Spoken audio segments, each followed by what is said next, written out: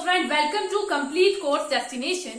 सो दोस्तों, जैसे कि हम सबको मालूम है कि हम लोग अपनी पिछली क्लास के अंदर क्लास 10th के चैप्टर 3 को डिस्कस कर रहे थे, जिसका नाम था metals and non metals.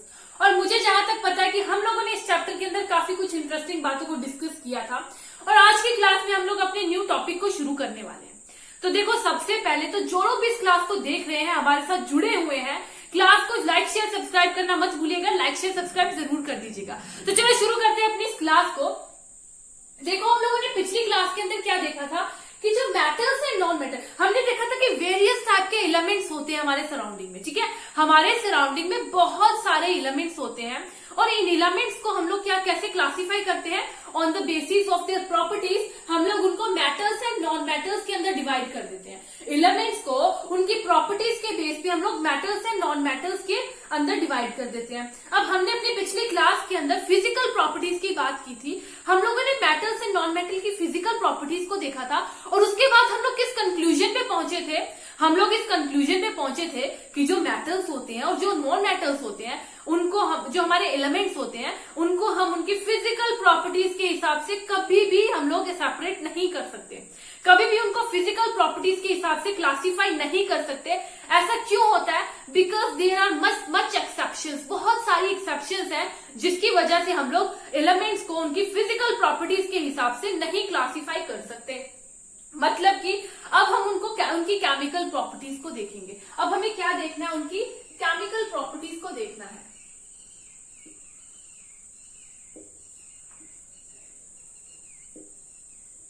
Chemical properties को देखना हम लोग पहले किसकी देख लेंगे? मेटल्स की केमिकल प्रॉपर्टीज को देख लेंगे। हम लोग देखेंगे सबसे पहले मेटल्स की केमिकल प्रॉपर्टीज को। ओके, तो देखो, सबसे पहला हमारा क्या टॉपिक रहेगा आज की क्लास के अंदर? सबसे पहले तो एकदम ध्यान से पढ़िएगा, काफी इंटरेस्टिंग टॉपिक रहते हैं हमारी केमिस्ट्री से जो रिलेटेड होते हैं चैप्टर्स, तो ये भी काफी इंटरेस्टिंग टॉपिक रहेगा। तो सबसे पहले हमारा रहेगा what happens when metals are burned in air. क्या होगा जब मेटल्स को एयर के अंदर बर्न किया जाएगा? व्हाट हैपेंस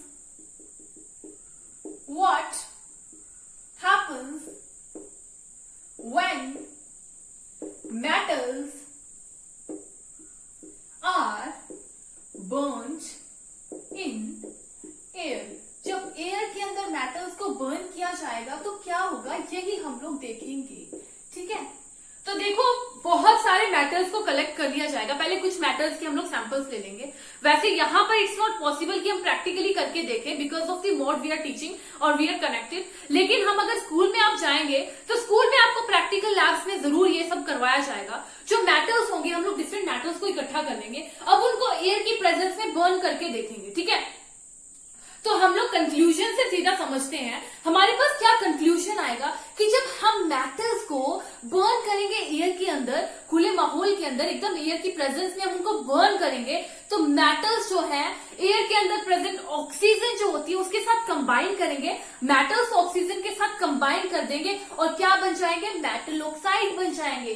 क्या देखेंगे हम लोग? जो मेटल्स हैं वो जब हम उनको एयर की प्रेजेंस में बर्न करेंगे तो मेटल्स क्या करेंगे? ऑक्सीजन के साथ कंबाइन कर जाएंगे और क्या करेंगे? मेटल ऑक्साइड्स बना देंगे।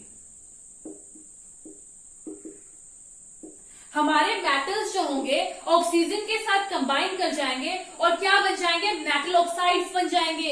ये हम लोगों को रिजल्ट मिलेगा। हम लोग एक एग्जांपल से समझते हैं। हम लोगों ने कॉपर ले लिया। ठीक है, अब कॉपर को जब हम लोगों ने एयर की प्रेजेंस में हीट किया तो क्या होगा? जो कॉपर होगा वो एयर के अंदर ऑक्सीजन के साथ कंबाइन करेगा। जो हमारा कॉपर होगा वो क्या करेगा? ऑक्सीजन के साथ कंबाइन करेगा और बना देगा कॉपर ऑक्साइड। क्या होगा? कॉपर जो है ऑक्सीजन के साथ कंबाइन करेगा और बना देगा क्या? कॉपर ऑक्साइड बना देगा। ठीक है, हम लोग रिएक्शन देख लेते हैं। रिएक्शन क्या होगी? कुछ इस तरह से हमारी रिएक्शन होगी। ठीक है, हमारा कॉपर था, कॉपर जब ऑक्सीजन के साथ कंबाइन हुआ तो इसने क्या बना दिया? कॉपर ऑक्साइड की फॉर्मेशन कर दी। ठीक है, इसी तरह से हम लोग एक और एग्जांपल ले लेते हैं किसकी? एल्यूमिनियम की। जब एल्यूमिनियम जो हमारा होगा, एल्यूमिनियम को जब हम लोग एयर की प्रेजेंस में बर्न करेंगे तो एल्यूमिनियम ऑक्सीजन के साथ कंबाइन करेगा और एल्यूमिनियम ऑक्साइड बना देगा। तो क्या रिएक्शन हम आ जाएगी हमारे पास, एल्यूमिनियम जब ऑक्सीजन की प्रेजेंस में बर्न करेंगे तो कंबाइन करके क्या बना देगा, एल्यूमिनियम ऑक्साइड बना देगा, एल्यूमिनियम ऑक्साइड बना देगा। ये आप ऑब्जर्व कर रहे हैं इन रिएक्शंस को, ध्यान से देखिए। हमारे मेटल्स यहां पर क्या है, मेटल जो है, मेटल्स ऑक्सीजन के साथ कंबाइन कर रहे हैं और बना रहे हैं मेटल ऑक्साइड्स। क्या बना रहे हैं, मेटल ऑक्साइड्स। और अगर आप मेटल ऑक्साइड्स जो हमारे, इनको ध्यान से इस शब्द को सुनेंगे तो आपको अपने पिछले चैप्टर की याद आएगी, एसिड बेसिस एंड सॉल्ट्स। पिछले चैप्टर के अंदर हम लोगों ने क्या देखा था कि जो हमारे कॉपर ऑक्साइड होते हैं वो हाइड्रोजन क्लोराइड, जो हमारे कॉपर ऑक्साइड होते हैं, कॉपर ऑक्साइड हाइड्रोक्लोरिक एसिड के साथ कंबाइन करते हैं, रिएक्ट करते हैं और हाइड्रोक्लोरिक एसिड के साथ रिएक्ट करके क्या बना देते हैं, वाटर एंड सॉल्ट की फॉर्मेशन कर देते हैं। मतलब कि हमारा यहाँ पर कॉपर ऑक्साइड क्या था, कॉपर ऑक्साइड था हमारा मेटल ऑक्साइड, मेटल ऑक्साइड थे। जब ये लोगों ने रिएक्ट किया, हाइड्रोक्लोरिक एसिड क्या था, एसिड था। जब हमारे मेटल ऑक्साइड और एसिड्स ने कंबाइन किया, एक दूसरे के साथ रिएक्ट किया, हमारे पास क्या आ गया था, सॉल्ट एंड वाटर की फॉर्मेशन हो गई थी। मतलब कि जो हमारे मेटल ऑक्साइड थे क्या थे, बेसिक नेचर के थे, मेटेलिक ऑक्साइड। जो हमारे मेटेलिक ऑक्साइड थे बेसिक नेचर के थे, ठीक है, मेटेलिक ऑक्साइड थे बेसिक नेचर के। लेकिन अब यहां पर क्या होता है, कुछ ऐसे मेटेलिक ऑक्साइड्स होते हैं, कुछ ऐसे मेटेलिक ऑक्साइड्स होते हैं जो कि किस तरह के होते हैं, जैसे कि हमारे एल्यूमिनियम, जैसे कि हमारे हो गए एल्यूमिनियम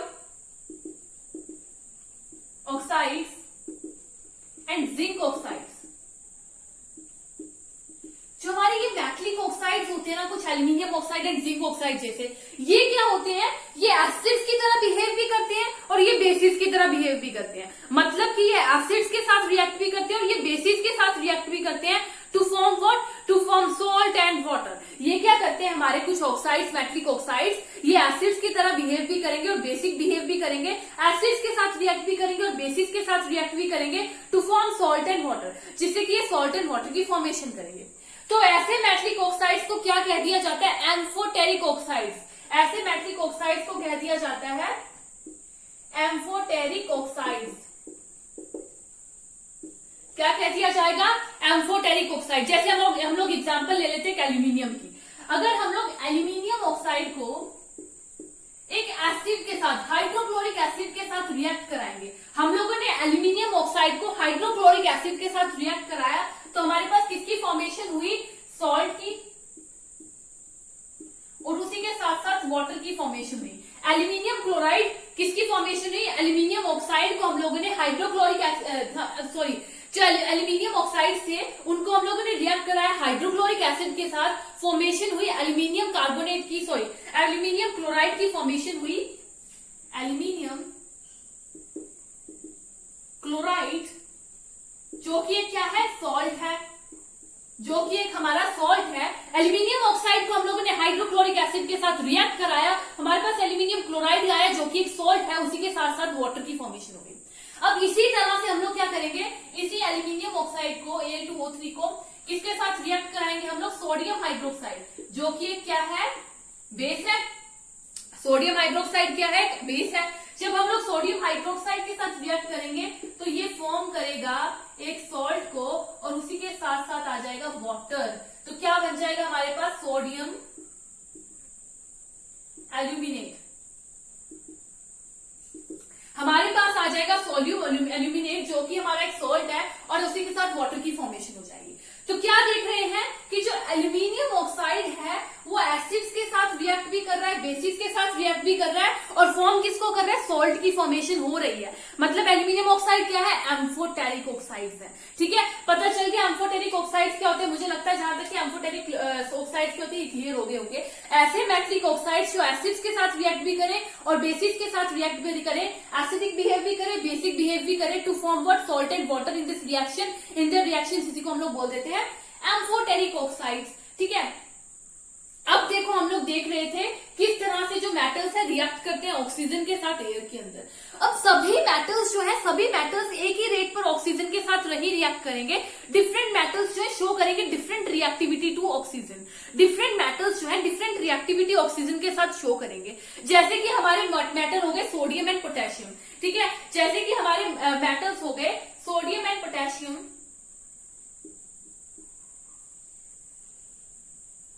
अब यहां पर क्या हो जाते हैं, देखो हम लोग एक बात कर रहे थे कि जो है ये सोडियम एंड पोटेशियम क्या होता है। सोडियम एंड पोटेशियम अगर रिएक्ट करेंगे ना किसके साथ, सोडियम एंड पोटेशियम अगर एयर के अंदर ऑक्सीजन के साथ रिएक्ट करेंगे तो क्या होगा, ये क्या बना देंगे। अभी इससे पहले एक टॉपिक हमारा छोटा सा मिस करता है, उसे पहले डिस्कस कर लेते हैं। हम लोग देख रहे थे कि जो एल्यूमिनियम ऑक्साइड्स हैं वो क्या करते हैं, एल्यूमिनियम ऑक्साइड्स और जिंक ऑक्साइड क्या होते हैं हमारे, वो होते हैं एम्फोटेरिक ऑक्साइड। उसी के साथ साथ कुछ ऐसे ऑक्साइड्स होते हैं, मेटलिक ऑक्साइड्स होते हैं जो कि वाटर के अंदर सॉल्युबल नहीं होते। वाटर सॉल्युबल वाला टॉपिक थोड़ा मिस कर गए थे हम। कुछ ऐसे ऑक्साइड्स होते हैं, मेटलिक ऑक्साइड्स, जो वाटर के साथ रिएक्ट नहीं करते और कुछ वाटर के साथ सॉल्युबल नहीं होते, और कुछ ऐसे होते हैं जो कि वाटर के अंदर अच्छे से सॉल्युबल होते हैं, ठीक है। और कुछ हमारे ऑक्साइड्स, मेटल ऑक्साइड्स क्या होंगे, वो वाटर के अंदर सॉल्युबल होंगे, वाटर के अंदर डिसॉल्व होकर क्या बना देंगे, अल्कली फॉर्मेशन कर देंगे। जैसे कि हमारे सोडियम एंड पोटेशियम, जैसे कि हमारे क्या हो जाएंगे सोडियम एंड पोटेशियम।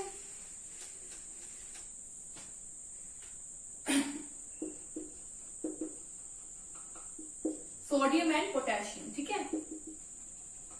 अगर हम लोग बात करें सोडियम एंड पोटेशियम की, तो ये क्या होते हैं, पूरी तरह वाटर के अंदर सॉल्युबल हो जाते हैं, वाटर के अंदर सॉल्युबल होकर अल्कली की फॉर्मेशन कर देते हैं। अगर सोडियम की रिएक्शन देखें हम लोग तो क्या करते हैं, सोडियम वाटर के साथ पूरी तरह से घुल जाते हैं और बना लेते हैं किसको, अल्कली को, ठीक है, अल्कली की फॉर्मेशन करते हैं। वहीं अगर हम लोग पोटेशियम की बात कर ले तो पोटेशियम भी हमारे वाटर के साथ पूरी तरह से मिक्स हो जाते हैं और बना लेते हैं किसको, बना लेते हैं अल्कलीज को। यहां हम लोग देख रहे हैं कि जो सोडियम ऑक्साइड्स हैं, सोडियम ऑक्साइड से एंड पोटेशियम ऑक्साइड से, जो हमारा सोडियम ऑक्साइड है वो वाटर के साथ रिएक्ट कर रहा है, वाटर के अंदर पूरी तरह से मिक्स हो रहा है, सॉल्युबल हो रहा है और बना रहा है सोडियम हाइड्रोक्साइड जो कि हमारा अल्कली है। वैसे ही हमारा पोटेशियम ऑक्साइड जो है वाटर के अंदर डिसॉल्व हो रहा है और बना रहा है पोटेशियम हाइड्रोक्साइड जो कि एक अल्कली है, ठीक है। तो ये पता चल गया। अब हमने क्या बात की थी कि जो सभी मेटल्स हैं वो सेम रेट पे रिएक्टिविटी नहीं शो करते ऑक्सीजन के साथ। जो मेटल्स हैं अपनी रिएक्टिविटी ऑक्सीजन के साथ डिफरेंट तरीके से शो करते हैं, जैसे वो रिएक्टिव होंगे। जैसे कि हमारे सोडियम एंड पोटेशियम की अगर बात कर ले, अगर हम लोग सोडियम एंड पोटेशियम की ही बात कर ले तो इनको अगर हम लोग अगर ये ओपन में छोड़ देंगे तो इतनी विग्रस रिएक्शन होगी, इतनी विग्रस रिएक्शन होगी कि इमीडिएटली ये जो है फायर को कैच कर लेंगे, ठीक है। सोडियम एंड पोटेशियम अगर ओपन में छोड़ देंगे तो ओपन एयर के अंदर जो इसे छोड़ देंगे अगर, तो विग्रस रिएक्शन होगी, इमीडिएटली जो है फायर कैच कर लेंगे। इसीलिए हम इनको किसमें स्टोर करते हैं, कैरोसिन में स्टोर करते हैं, ताकि हम लोग सोडियम एंड पोटेशियम को बचा सके और इनकी जो रिएक्शन है, इनकी रिएक्शन ऑक्सीजन से प्रिवेंट हो सके, इसको कैरोसिन के अंदर स्टोर किया जाता है, ठीक है। ये तो हो गई हमारी बात सोडियम एंड पोटेशियम की। अगर हम लोग बात करें तो ऑर्डिनरी टेम्परेचर के अंदर कुछ ऐसे मेटल्स होते हैं जैसे कि हमारे हो गए मैग्नीशियम, एल्यूमिनियम एंड जिंक। अगर हम मैग्नीशियम, एल्यूमिनियम एंड जिंक की बात करें तो, और या फिर हम लोग इनकी बात करें तो क्या करेंगे, या फिर इनके साथ लिड भी ले लेते हैं।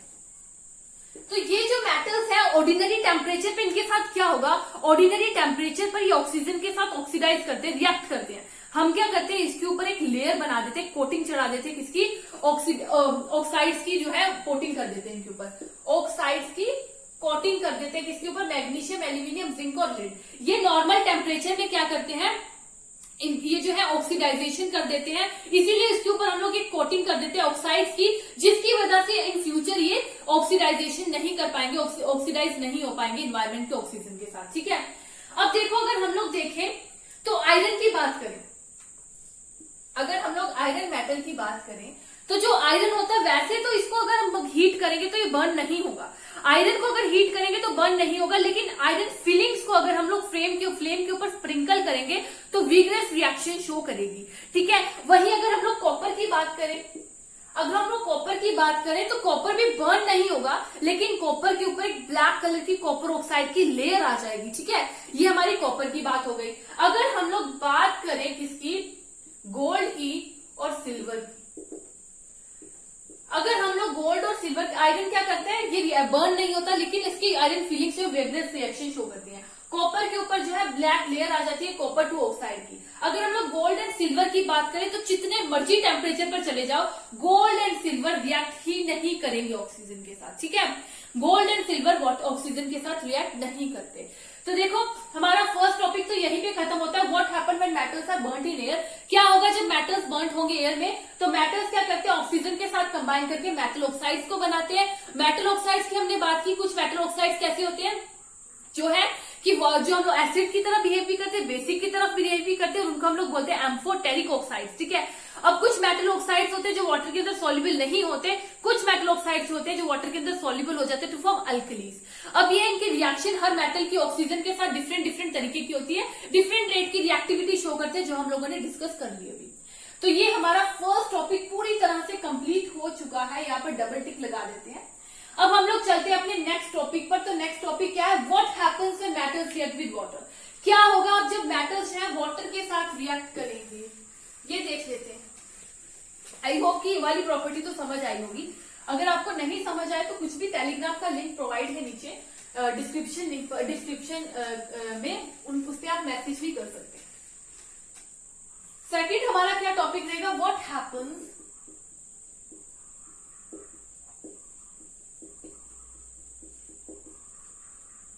when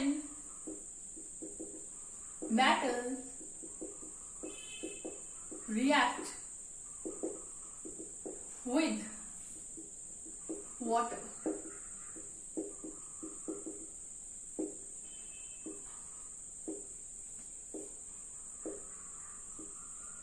क्या होगा जब मेटल्स है रिएक्ट करेंगे किसके साथ, वाटर के साथ। अब देखो जब मेटल्स होते हैं ना, जब ये वाटर के साथ रिएक्ट करते हैं तो क्या फॉर्मेशन करते हैं, एक तो मेटल ऑक्साइड्स की फॉर्मेशन करते हैं और साथ में हाइड्रोजन गैस को भी इवॉल्व करते हैं। ठीक है, एज अ प्रोडक्ट हमें क्या मिलता है, जब हमारे मेटल्स जो है, मेटल्स जब इसके साथ रिएक्ट करते हैं, वाटर के साथ रिएक्ट करते हैं, तो किसकी फॉर्मेशन हो जाती है, एक तो हमारे पास मेटल ऑक्साइड्स आ जाते हैं, मेटल ऑक्साइड्स आ जाते हैं, उसी के साथ साथ हमारे पास हाइड्रोजन गैस भी आ जाएगी। ठीक है, मेटल्स जो है वाटर के साथ रिएक्ट करते हैं, उसी के साथ साथ हमें क्या मिल जाती है, मेटल ऑक्साइड्स मिल जाती है, और साथ में हाइड्रोजन गैस भी जो है इवॉल्व हो जाती है। लेकिन अगर हम लोग देखें तो ये हर किसी केस में ऐसा पॉसिबल नहीं है, हर कोई मेटल वाटर के साथ रिएक्ट नहीं कर पाता। जैसे कि हम लोग सोडियम एंड पोटेशियम की बात करें, तो अगर सोडियम एंड पोटेशियम को वाटर के साथ रिएक्ट करने के लिए छोड़ देंगे तो सोडियम एंड पोटेशियम इतनी ज्यादा विग्रेस रिएक्शन देंगे। अगर हम सोडियम एंड पोटेशियम की केस में देखें ना, तो इसकी रिएक्शन इतनी वायलेंट होगी, इतनी ज्यादा वायलेंट होगी कि इमीडिएटली जो है, जो सोडियम एंड पोटेशियम के अंदर एक्सोथर्मिक रिएक्शन होगी, एक तो ये एक्सोथर्मिक रिएक्शन होगी और उसी के साथ साथ जो है वायलेंट रिएक्शन होगी।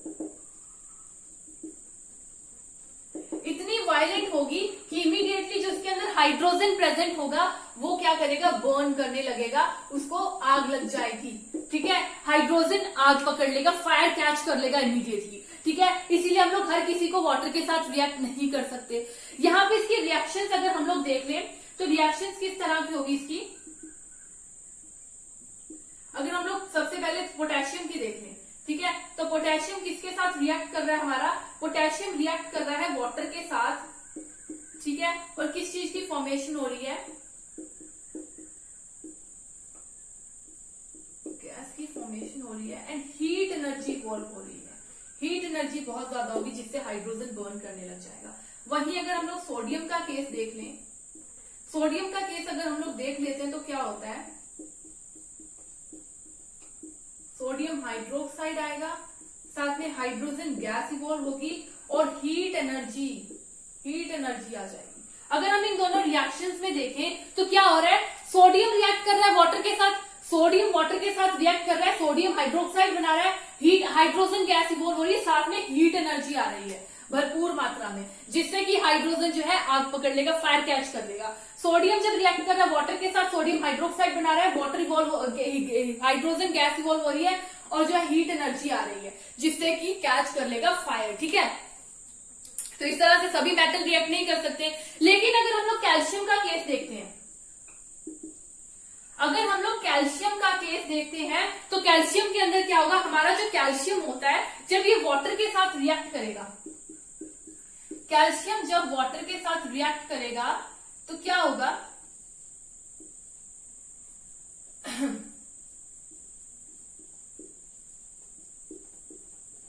इसके अंदर अमाउंट ऑफ हीट इतनी ज्यादा नहीं होगी कि हाइड्रोजन गैस जो है, जिसकी हाइड्रोजन जो है फायर कैच कर ले। मतलब जब कैल्शियम जो है वाटर के साथ रिएक्ट करेगा, इतनी अमाउंट में, सफिशिएंट अमाउंट में हीट नहीं होगी कि हाइड्रोजन जो है फायर कैच कर ले। लेकिन यहाँ पर जो हाइड्रोजन गैस इवॉल्व होगी उसकी वजह से जो कैल्शियम है, कैल्शियम वाटर के ऊपर फ्लोट करने लग जाएगा, बिकॉज जो हाइड्रोजन होगी कैल्शियम के सरफेस के साथ स्टिक कर जाएगी, चिपक जाएगी, और कैल्शियम जो है सरफेस के ऊपर फ्लोट करने लग जाएगा। वहीं अगर हम लोग बात करें मैग्नीशियम की, वहीं अगर हम लोग मैग्नीशियम की बात करते हैं तो जो मैग्नीशियम है, पहली बात तो ये कोल्ड वाटर के साथ जो है रिएक्ट ही नहीं करेगा। कोल्ड वाटर के साथ मैग्नीशियम रिएक्ट ही नहीं करता। मैग्नीशियम किसके साथ रिएक्ट करता है, हॉट वाटर के साथ। हॉट वाटर के साथ रिएक्ट करेगा और क्या बनेगा, मैग्नीशियम हाइड्रोक्साइड, और उसके साथ ही जो है हाइड्रोजन गैस इवॉल्व हो जाएगी, और मैग्नीशियम भी जो है वाटर के सरफेस के ऊपर क्या करेगा, फ्लोट करने लगेगा, बिकॉज जो हाइड्रोजन है उसके सरफेस के साथ जो है स्टिक कर जाएगी, जिससे मैग्नीशियम जो है वाटर के सरफेस पे फ्लोट करने लगेगा। वहीं अगर हम लोग बात करें कुछ मेटल्स की, जैसे एल्यूमिनियम हो गया, आयरन हो गया, जिंक हो गए, तो ये जो है किसके साथ रिएक्ट करते हैं, ये हॉट वाटर के साथ भी रिएक्ट नहीं करते, कोल्ड के साथ भी रिएक्ट नहीं करते, ये स्टीम के साथ रिएक्ट करते हैं। स्टीम के साथ रिएक्ट करके ये क्या बना देते हैं, मेटल, जो भी मेटल ऑक्साइड्स को बना देंगे। ठीक है, स्टीम के साथ रिएक्ट करके। ठीक है, अगर हम लोग बात करें अपने लिड, कॉपर एंड सिल्वर की, अगर हम लोग लिड, कॉपर एंड सिल्वर की बात करें तो ये जो है हमारे, ये रिएक्ट ही नहीं करते वाटर के साथ। ठीक है, लीड, सिल्वर एंड कॉपर की बात करें तो ये रिएक्ट ही नहीं करते, they do not react with water, they do not react with water. ठीक है, ये ऐसा हम लोग कह सकते हैं। तो ये हमारा हो गया what happens when metal reacts with water. क्या होगा जब मेटल्स जो है रिएक्ट करेंगे वाटर के साथ। ये हम लोगों ने देख लिया कि मेटल्स जो है वाटर के साथ जनरली जब रिएक्ट करते हैं मेटल ऑक्साइड्स और हाइड्रोजन की फॉर्मेशन करते हैं, लेकिन हमारे कुछ मेटल्स जो होते हैं जो रिएक्ट नहीं कर पाते इसके साथ, जैसे सोडियम, पोटेशियम, बहुत ही ज्यादा एक्सोथर्मिक रिएक्शन होती है, फायर कैच कर लेंगे। अब हम लोग देख लेंगे what happen when metals react with acids. जब मेटल्स जो है एसिड्स के साथ रिएक्ट करेंगे तो क्या होगा, ये देखते हैं।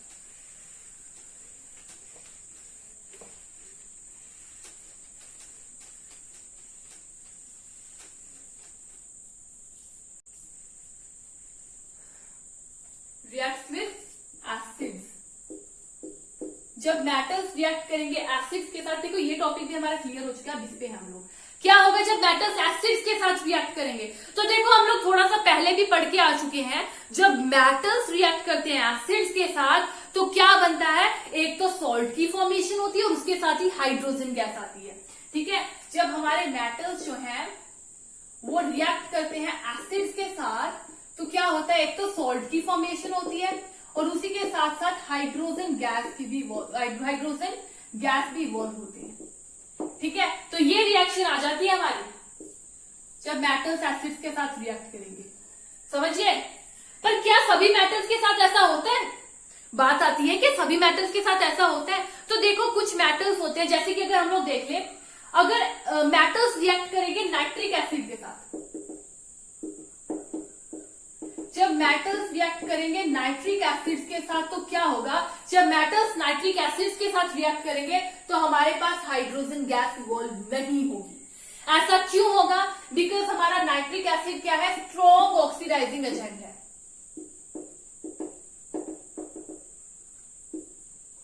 हमारा जो नाइट्रिक एसिड है वो स्ट्रॉन्ग ऑक्सीडाइजिंग एजेंट है।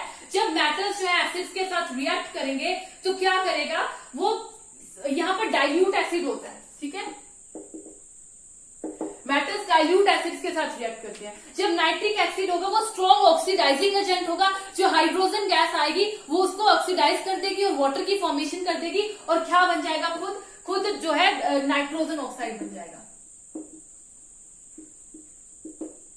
ये हो जाएगा हमारे नाइट्रिक एसिड का। नाइट्रिक एसिड ऑक्साइड और स्ट्रॉन्ग ऑक्सीडाइजिंग एजेंट है, इसलिए जो है वाटर इवॉल्व नहीं होगा। लेकिन अगर हम लोग मैग्नीशियम या फिर मैंगनीज का केस देखें, हम लोग मैग्नीशियम या फिर मैंगनीज की केस देखें,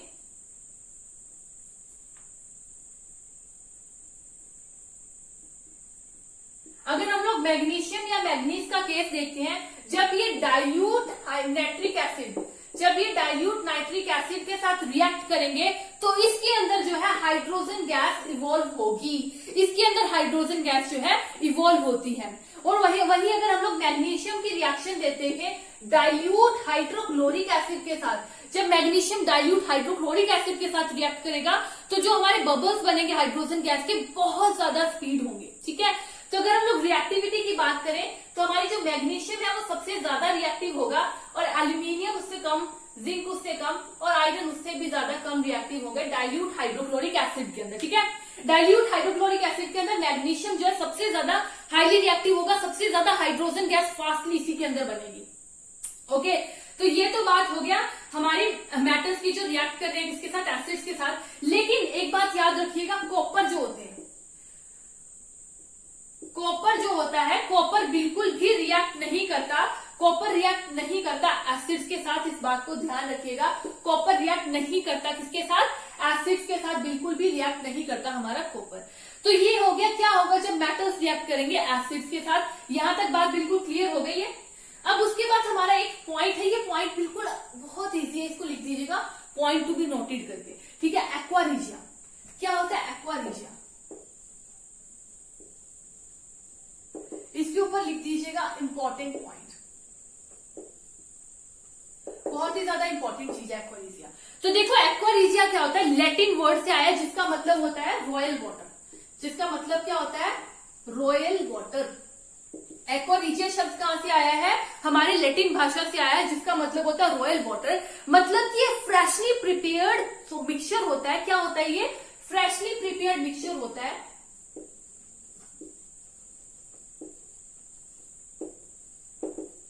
ये फ्रेशली प्रिपेयर्ड मिक्सचर होता है किसका, concentrated hydrochloric acid and concentrated nitric acid का। कंसंट्रेटेड हाइड्रोक्लोरिक एसिड और कंसंट्रेटेड नाइट्रिक एसिड के मिक्सचर को हम लोग क्या बोल देते हैं, एक्वा रीजिया। और ये जो मिक्सचर होता है ये गोल्ड को डिसॉल्व कर देता है। क्या करता है, गोल्ड को डिसॉल्व कर देता है। एक तो ये हाईली कोरोसिव होता है, फ्यूमिंग लिक्विड होता है, ठीक है, फ्यूमिंग मिक्सचर होता है। अब ये क्या करता है, गोल्ड और प्लैटिनम दोनों को डिसॉल्व कर देगा। क्या करते हैं, गोल्ड एंड प्लैटिनम दोनों को डिसॉल्व कर देते हैं हमारे एक्वा रीजिया, ठीक है। ये पॉइंट बहुत इंपॉर्टेंट है, एग्जाम पॉइंट ऑफ व्यू से भी और competitive exam point of view से भी इंपॉर्टेंट है, इसको ध्यान रखिएगा। तो ये हो गया हमारा एक्वा रीजिया। अभी लास्ट टॉपिक आ जाता है, how does metal react with solution of the metal salt.